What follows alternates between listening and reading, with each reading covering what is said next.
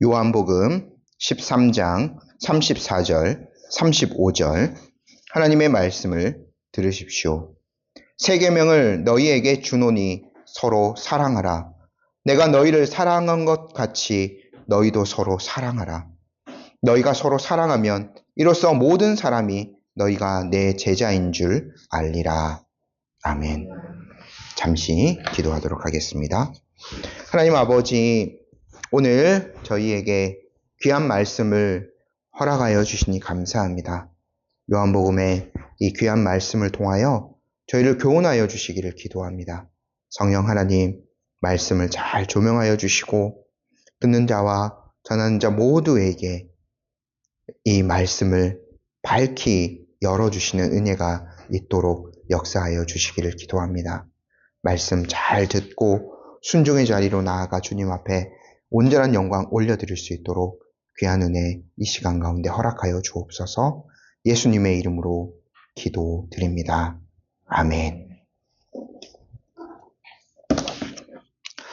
저희가 요한복음을 지금 개월수로 따지면은 한 15개월 이상 지금 이렇게 살펴보고 있는데요.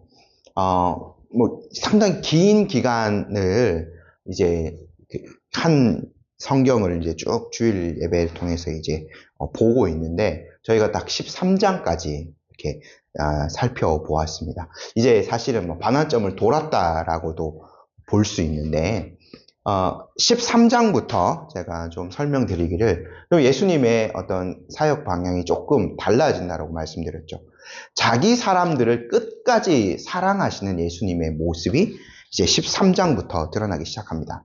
그 전까지는 많은 대중적인 사역들, 특별히 요한복음에는 유대인들과 부딪히는 장면들 저희가 많이 보았는데, 바리새인들이나 그 당시 종교 권력자들과 예수님이 많이 부딪히는 장면들도 나왔습니다. 그들에게는 하나님의 나라가 허락되지 않았다라고 예수님이 아주 강한 메시지를 던져주기도 하셨죠. 근데 이제는 십자가를 지시는 그 주간에는 예수님은 철저하게 이제 제자들을 위해서 사역을 많이 하셨습니다.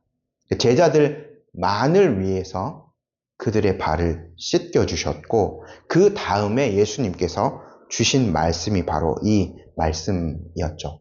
저희가 지난주에 이제 이 말씀을 한번 38절까지 다 살펴보았습니다만, 제가 14장, 이제 예수님의 흔히 말하는 다락방 강화, 14장, 15장, 16장, 그리고 예수님의 그 모든 어떻게 보면 사역을 종결짓는 기도라고 볼 수 있는 대제사장적 기도가 들어가 있는 17장까지 좀 긴 장 예수님의 어떤 말씀들을 좀 살펴보기 전에 한 번 더 서로 사랑하는 예수님의 명령을 짚고 넘어가기 위해서 제가 똑같은 사실 제목으로, 그래서 오늘 설교 제목에 다시라는 말을 붙였습니다. 다시 서로 사랑하라 라는 제목을 붙였는데, 우리가 오늘은 이 사랑하라 라는 예수님이 주신 새 계명에 대해서 좀 더 집중해서 말씀을 살펴보고자 합니다. 한 주간 동안 많이 고민했었는데,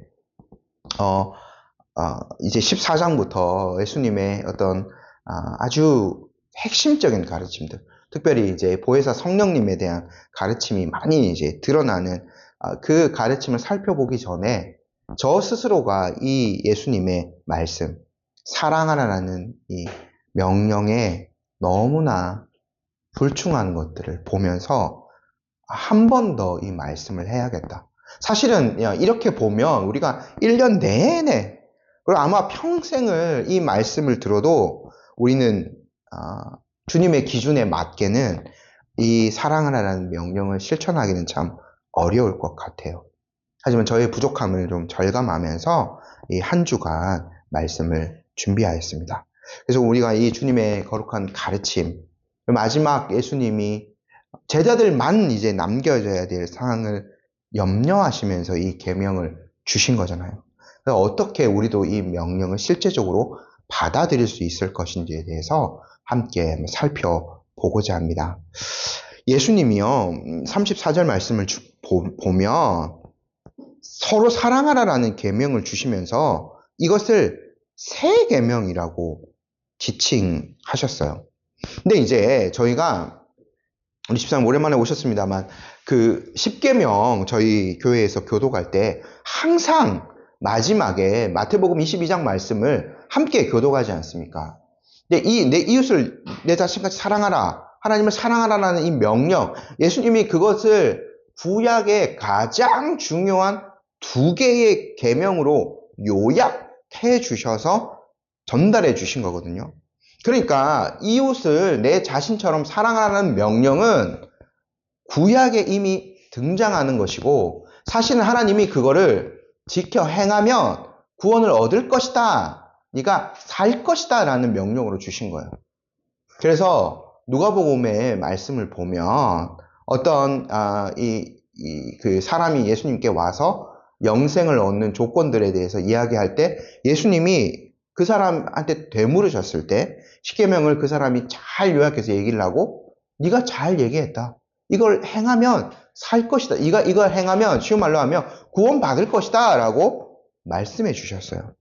그러니까 이 구약의 이 명령도 생명 얻는 말씀으로 이미 주셨는데, 하나님께서 자기의 백성들에게 주셨는데 왜 예수님은 이 계명을 새롭다라고 하셨을까요? 제가 지난 시간에 조금 이렇게 몇 가지를 살펴봤습니다만 제가 조금 더 상세하게 오늘 말씀을 드리도록 하겠습니다. 첫 번째, 예수님의 그 사랑의 기준은 완전히 새로운 겁니다. 예수님이 어떻게 말씀하셨나요? 저희 34절 말씀 한번 다시 읽어볼까요? 새 계명을 너희에게 주노니 서로 사랑하라. 내가 너희를 사랑한 것 같이 너희도 서로 사랑하라. 예수님이요, 새로운 기준을 제시해 주셨어요. 어떤 기준이요? 내가 너희를 사랑한 것 같이, 요 기준을 두고 제자들이 서로 사랑하라라고 말씀을 주셨어요. 예수님이 제자들을 어떻게 사랑하셨나요? 일단 요 바로 직전에 종처럼 낮아지셔서 제자들의 발을 씻어 주셨어요. 심지어 배반자인 가룟 유다의 발까지 예수님은 씻어 주셨어요. 그만큼 남겨진 제자들을 사랑하신 거죠. 그리고 예수님이 바로 직후에 영광을 얻을 것을 말씀하셨는데, 예수님 십자가에서 죽으시는 바로 그 사랑만큼 제자들이 서로 사랑하라라고 말씀해 주셨어요. 얼마나 희생적인 사랑을 예수님이 보여주셨고 그 기준으로 서로 사랑할 것을 명령하셨는지를 저희가 살펴볼 수 있는 거죠. 두 번째, 사랑의 동기가 새로운 거예요. 저희가 십계명, 저희 교회는 매주 이제 십계명을 교독합니다만, 십계명을 생각해 보면 언제 하나님께서 주셨나요? 이스라엘 백성들, 히브리 민족을 약속대로 아브라함에게 약속해 주신 대로 종되었던 땅에서 구원하여 내셔서 하나님의 약속의 땅에 들어가기 전에 시내산에서 모세를 통해서 주시지 않았습니까? 그러니까 이 백성들이 자유를 얻은 다음에, 구원을 얻은 다음에 십계명의 말씀을 주셨어요. 거기에서 하나님을 큰 계명으로, 첫 번째 돌파는 하나님을 사랑할 것과 두 번째 돌파는 이웃을 사랑할 것을 친히 이렇게 계명들을 적어 주신 거죠. 놀라운 하나님의 은혜를 이 이스라엘 백성들이 얻었어요. 이거는 하지만 온전한 구원이라고 볼 수는 없습니다. 이것도 하나의 온전한 구원을 예표하는 거죠.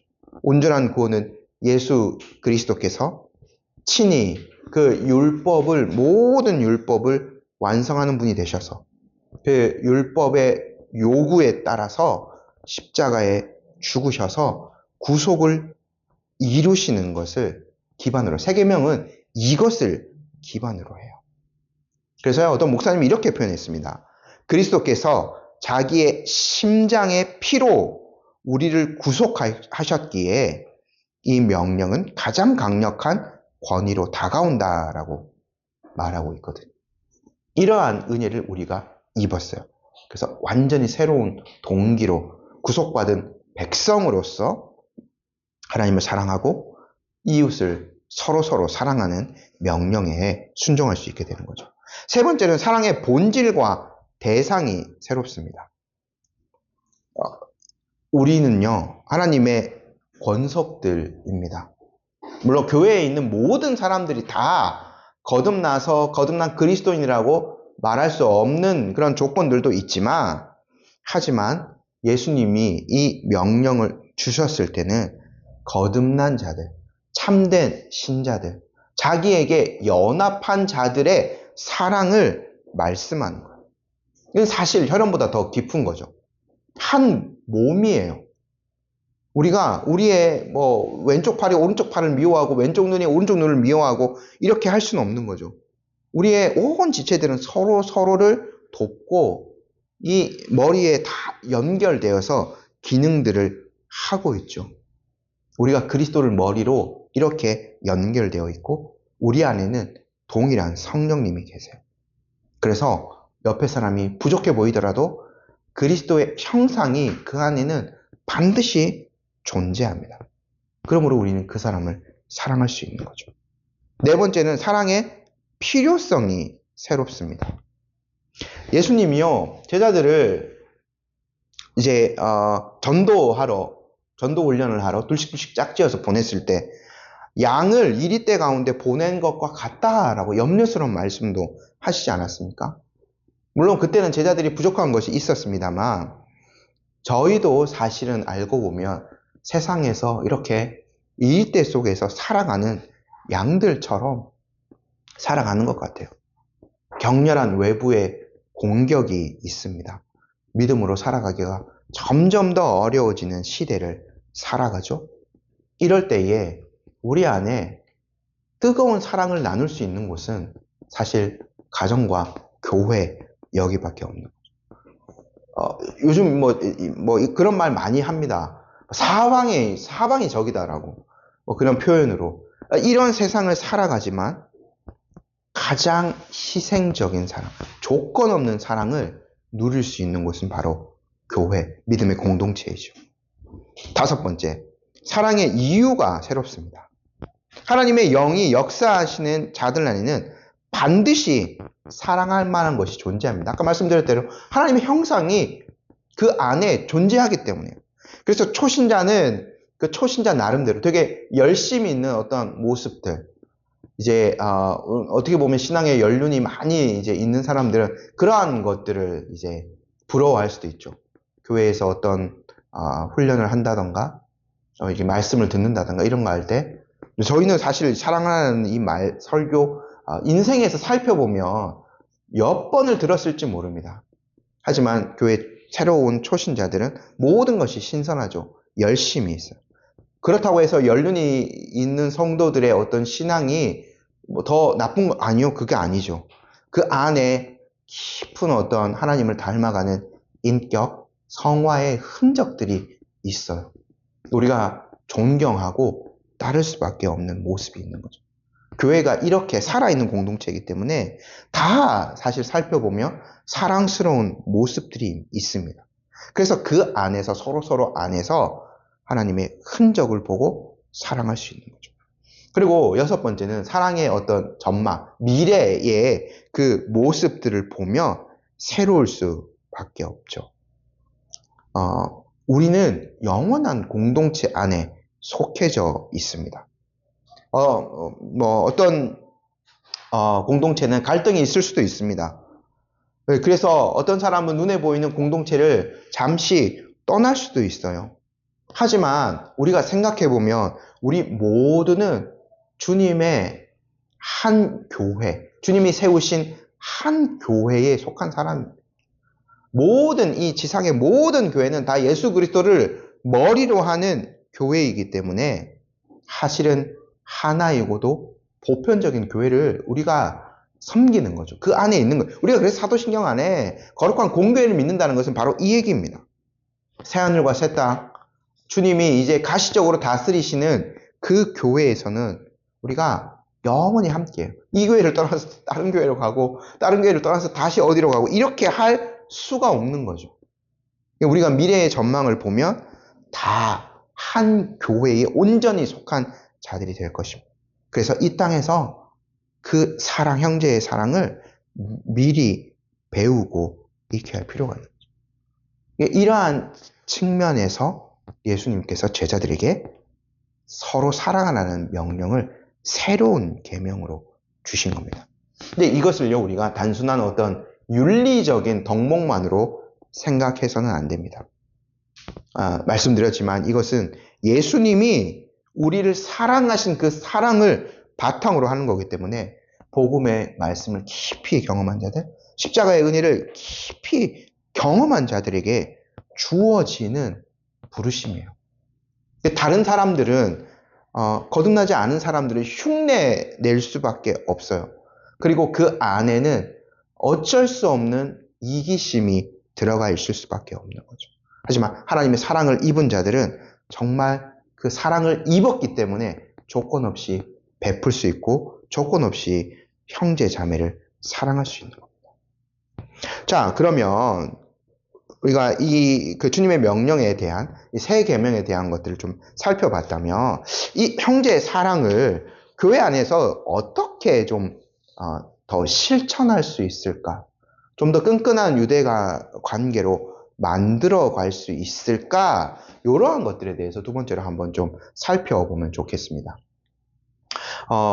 참고한 자료 중에 이제 아더 핑크 목사님이란 분이 계신데 그분이 형제 사랑을 이렇게 정의하더라고요. 한번 들어보십시오. 형제 사랑은 하나님의 자녀들의 마음을 하나로 묶는 은혜로운 유대이다. 그리스도인들이 서로에 대해 갖는 영적이고 애정어린 관심이다. 그것은 서로의 가장 높은 유익을 바라고 이를 위해 힘쓰는 데서 드러난다. 요게요. 그러니까 아까 윤리적인 덕목 아니라고 말씀드렸고 사실 뭐 남녀 간의 사랑은 일시적인 감정, 뭐 우리가 첫눈에 반한다 뭐 이런 것들 있을 수 있어요. 근데 그거는 짧게 스치고 지나가는 거죠. 길어봐야 몇 년 그런 사랑은 가지 않습니다. 그래서 이 예수님이 말한 이 사랑을 실천하는 것은 아까 말씀드렸지만 영혼에 잇대어 있는 거기 때문에 아주 길고도 강한 사랑인 거죠. 그리고 기준, 정말 말씀을 따라서 실천되어야 되는 거예요. 우리 남녀 간의 사랑을 뭐 단순히 비교해 보면 감정에 따라서 그거는 치우칩니다. 틀어지기도 하고 뭐 더 좋아지기도 하고 그런 거죠. 대부분이 감정에 따라 치우치지만 형제의 사랑은 말씀을 기준으로 삼는 거예요. 그래서 우리가 이 형제의 사랑에 아주 강한 힘들을 한번 살펴보면 세 가지 증거가 나타납니다. 이 형제 사랑 안에는. 첫 번째는 세상을 향한 증거가 나타나요. 아까 말씀드렸던 핑크 목사님이 이렇게 얘기합니다. 그리스도인의 애정을 키우는 것이 지적인 변증보다 우리 신앙의 진정성을 보여주는 더 강력한 논증이다라고 이야기합니다. 근데 아더 핑크 목사님은 굉장히 지적으로 글을 쓴 사람인데 이렇게 이야기해요. 뭐냐면 35절 말씀 그대로예요. 저희 35절 말씀 다시 한번 읽어볼게요. 너희가 서로 사랑하며 이로써 모든 사람이 너희가 내 제자인 줄 알리라. 저희 지금도 이제 오후 예배 이제 오후 성경 공부 이제 정식으로 아직 하진 않습니다만 나눠드리는 자료 아주 이제 탁월한 우리 역사상의 그 교리들을 저희가 배웠고 지금도 배워가고 있어요. 우리의 신앙을 더 단단하고도 영적으로 이제 확고하게 하기 위한 작업인데요. 사실은 세상 사람들은 우리의 이 교리를 먼저 보진 않아요. 교회에 뭘 보냐면 교회의 사랑을 봅니다. 그래서 교회 안에서 정말 성도들이 서로 사랑하고 있는가, 그리고 교회가 정말 이웃을 섬기며 살아가고 있는가, 이것을 먼저 보는 거죠. 우리가 신앙을 정말 완벽하게 변증하고 세상에 뭐 진화론자라던가 요즘 뭐 극도로 발달하는 AI 뭐 이런 것들 훨씬 더 정교하게 논리적으로 아무리 우리가 변호할 수 있다 하더라도 세상 사람들은 그걸로 잘 설득되지 않습니다. 그래, 너 잘났어 하고 끝나는 거죠. 사랑이 사람들의 마음을 녹이는 거예요. 우리 안에 사랑을 먼저 보는 거죠. 그리고 두 번째로 이 형제의 사랑은 거듭남의 증거입니다. 요한 1서에서 이렇게 이야기하죠. 우리가 형제를 사랑함으로 사망에서 생명으로 옮겨진 줄 알게 된다. 우리가요, 물론 우리의 신앙 고백이 있어야 됩니다. 분명한 그리스도의 그 십자가의 사랑을 내가 경험할 때 그것을 믿는다. 오직 우리가 이제 다음 시간에 보게 될 건데 예수님이 14장 6절에서 뭐라고 말씀하나요? 내가 곧 길이고 진리고 생명이다. 나로 말미암지 않고는 아버지께로 올 자가 없다라는 이 예수 그리스도 유일의 신앙 고백하는 것 맞아요. 이게 거듭남의 증거라고 볼 수 있어요. 하지만 또 다른 그 고백은 사실 학습되어져서 나타날 수도 있고 어떤 면에서는 사실 그냥 이렇게 참된 믿음이 없는데도 불구하고 입술의 고백으로만으로도 이렇게 이야기할 수 있어요. 근데 우리가 형제 사랑하는 것, 희생적인 사랑으로 사랑하는 것, 이것은 아무나 되기가 쉽지 않아요.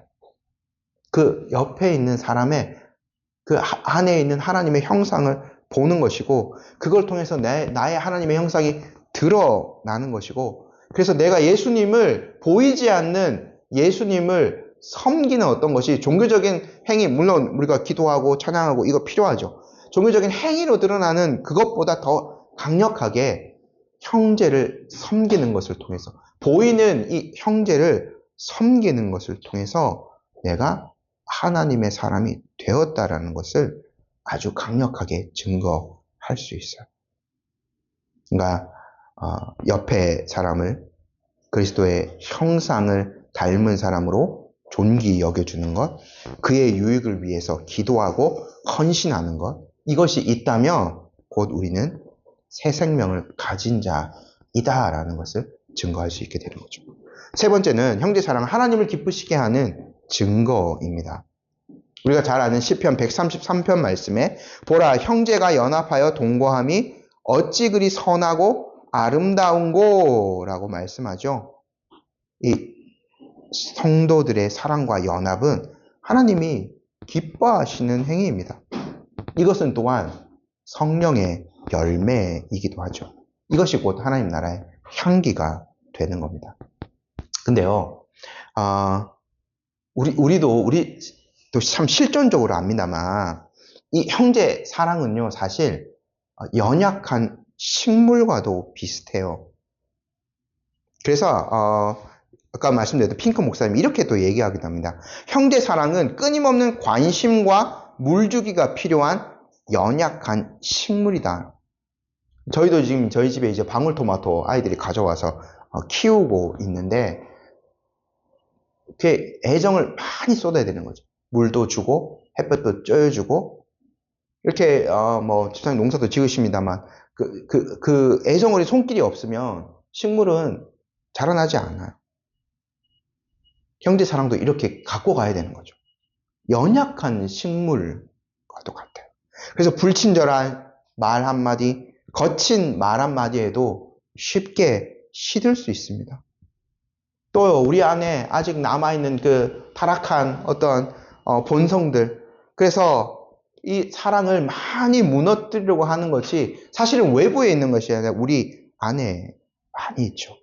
그래서 우리가 이 사랑을 부지런히 가꾸고 보호해야 합니다. 근데 우리가 이 사랑이 자라나고 예수님이 말씀하셨듯이 겨자씨 한 알이 모든 어떤 동물들, 새가 깃들고 할 만한 아주 큰 것으로 자라난다고 하듯이 이 사랑의 힘이 매우 강력하다는 것도 우리는 또 인식을 해야 됩니다. 우리 안에 사랑에 반대되는 감정들이 있지 않습니까? 분노가 있죠. 시기가 있죠. 남을 향한 그 악한 생각을 품는 것, 질투, 이러한 것들이 있지 않습니까? 이것을 어떻게 죽여가요? 사랑의 힘을 키우면 그것들이 죽어가는 거예요. 그러므로 말미암아 이 사랑이 커질 때 교회가 참된 연합으로 하나 되어져 갈 수 있습니다.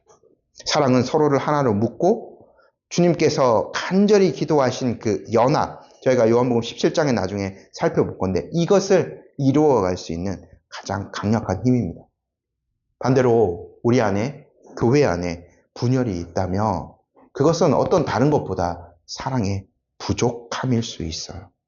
이 사랑의 부족은 교회를 복음에서 멀어지게 하고 그런 말미암아 세상도 하나님의 형상을 교회 안에서 발견하기 힘들게 만들어져 버린 거죠.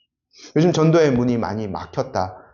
물론 이제 점점 더 악해져가는 세상을 탓할 수 있습니다만 우리 안에 분열, 우리 안에 사랑 없음을 먼저 돌이켜야 되겠죠.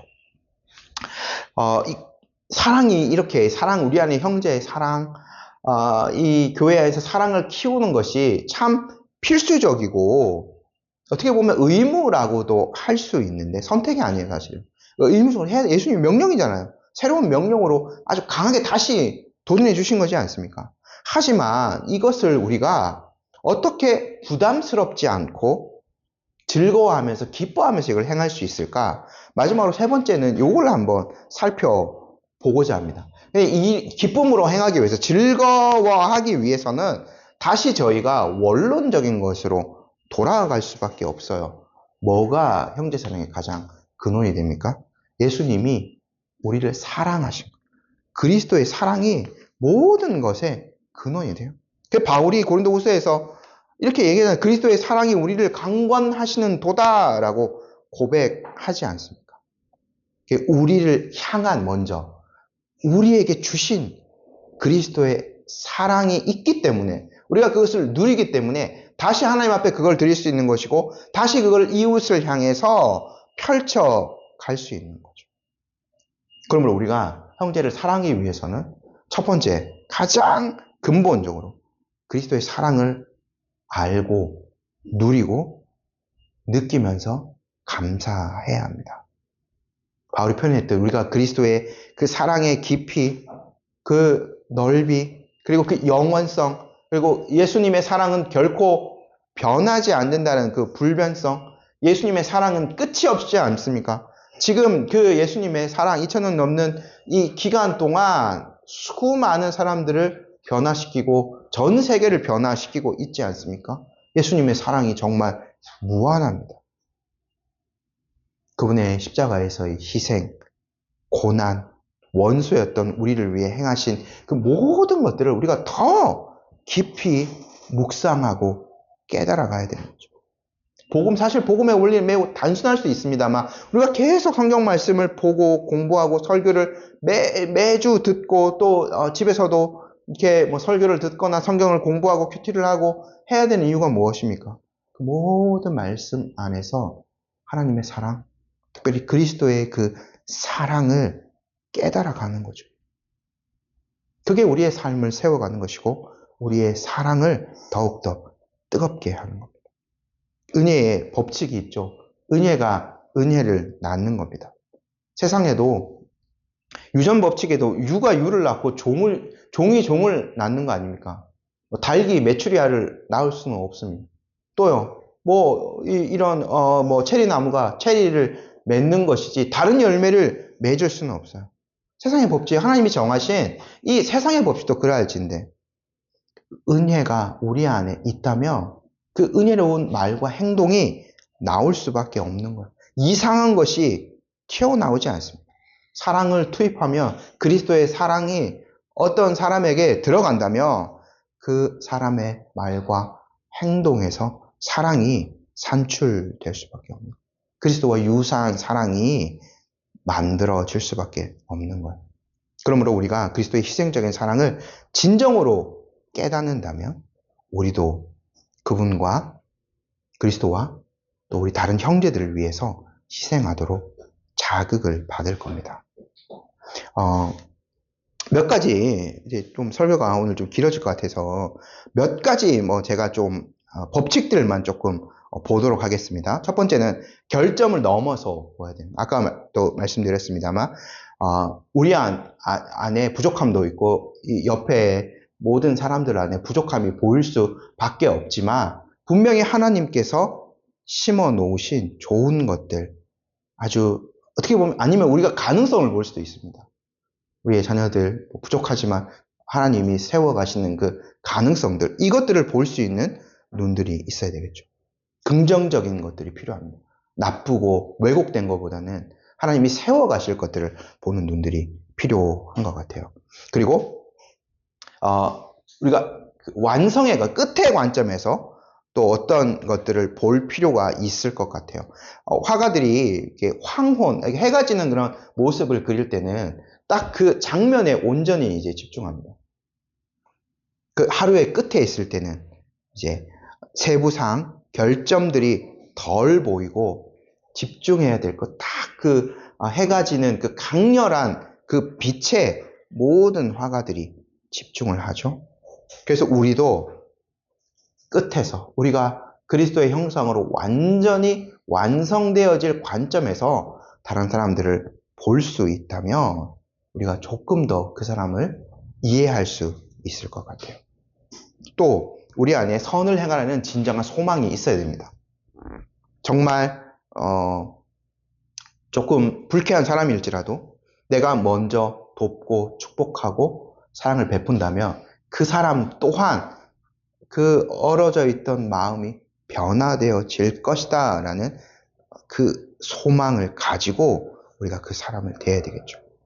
그 네 번째로는 표현입니다. 친절한 표현. 저도 이거 좀 쉽지 않은 영역인데 친절은 친절하게 표현되어야 된다는 말이 있지 않습니까? 그래서 부드러운 말, 사려 깊은 작은 행동들, 이거는 돈이 안 드는 거잖아요. 하지만 형제의 사랑에 아주 강력한 또한 도구가 될 것입니다.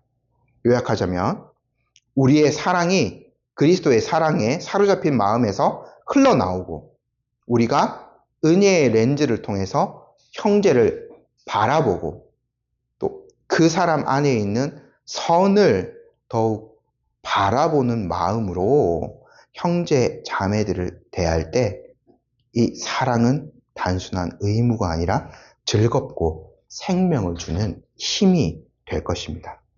제가 이제 마지막으로 설교를 요약해서 좀 한번 정리를 하기를 원하는데요. 우리가 예수님이 사랑하라는 명령이 왜 새로운 것인가를 살펴봤죠. 그 기준, 동기, 본질, 필요성 이런 것들에 있어서 예수님의 이 사랑하라는 계명은 단순한 도덕적 요청이 아니라는 것들 말씀드렸습니다. 이는 예수님을 따라가는 그리스도인의 제자의 정체성과 표지예요. 또한 그것은 교회를 세우는 기초가 됩니다.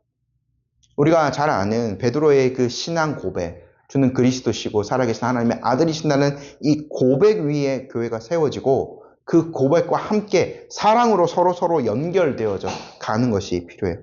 교회를 세우는 아주 중요한 기초인 거죠. 그래서 존 엔젤 제임스라는 사람이 이렇게 이야기합니다. 이 사랑, 형제 사랑입니다. 선택 가능한 덕목이 아니라 참된 경건의 본질적인 요소이다. 이것이 없이는 우리는 그리스도인이 아니다. 장차 천국에 들어가지 못할 것이다 라고 아주 강하게 표현하게 돼요. 그래서 이 목사님이요 몇 가지 위험한 착각을 경고합니다. 한번 들어보십시오. 우리 한번 좀 살펴보면 좋겠어요. 사랑 없이 드리는 정기적인 예배 참석은 충분하지 않습니다. 겸손과 친절함이 결여된 교리적 지식은 불충분합니다. 삶으로 이어지지 않는 감정적 신앙 체험은 기만적일 수 있습니다. 사랑이 없는 열정적인 사역 활동은 아무 유익이 없습니다. 라고 이런 착각이 있을 수 있다라고 우리를 깨우쳐줘요. 그리고 이렇게 외치더라고요. 그리스도의 형상 없이 그분의 이름만 지닌 자에게 영원한 화가 있을 것이다. 이 형제의 사랑은 하나님께서 참된 신자의 삶에 반드시 요구하는 거예요. 사랑이 없다면 은혜도 없을 겁니다. 은혜가 없다면 우리가 장차 누릴 영광도 없을 거예요. 이걸 깊이 생각하시고 도전을 받아야 되겠죠. 우리의 마음을 잘 살펴보시고 또 아까 말씀드렸던 대로 이 작은 사랑이 있으면 그걸 더 키워나가고 그리고 그 사랑으로 세상에 그리스도의 증인이 되었으면 좋겠습니다. 성도님 여러분, 우리가 모두 이 세겜을 정말 또 새롭게 받아들였으면 좋겠습니다. 그리스도의 사랑으로 충만한 우리 자신, 우리 가정, 우리 교회가 되어서 하나님의 영광을 모두가 드러내고 이 땅에 많은 이들에게 복이 되는 우리 공동체가 되었으면 정말 좋겠습니다. 아멘.